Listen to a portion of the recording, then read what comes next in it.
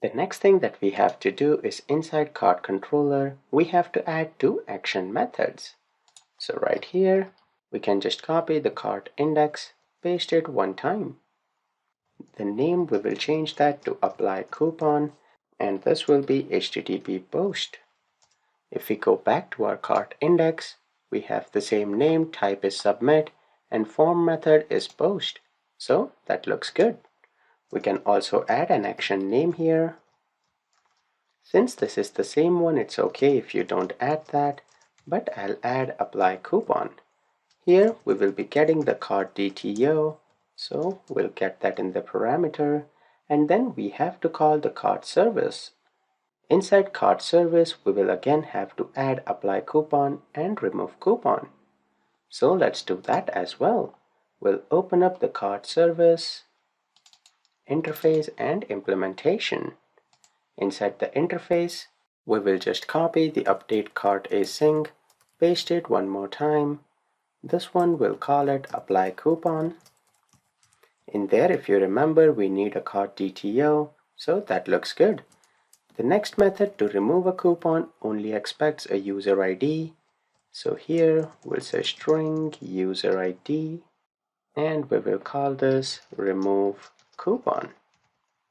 Perfect. Let's implement both of them here.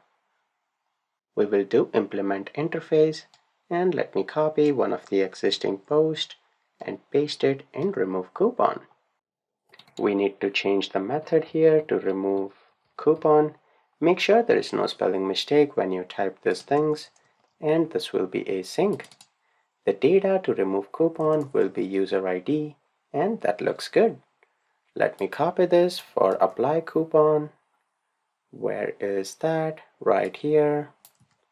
The data will be cart DTO, and the name here is apply coupon. We'll make this an async, and perfect. Everything looks good. Once we have implemented those methods inside the cart service, we can call them in the apply coupon in cart controller. So in here, we will need the user ID and access token. So let me just copy everything from remove and paste it in apply coupon. First thing, we need the user ID, access token, and then we need to call the method, which is apply coupon.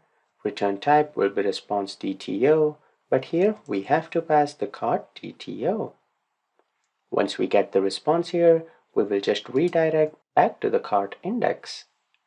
If the response is null, we will return back to the view. Let me copy the apply coupon, and we will paste that logic where we have remove coupon, and we'll paste it one more time. Then we will change this to remove coupon. In remove coupon, we'll get the cart DTO, but we don't need to pass the complete object.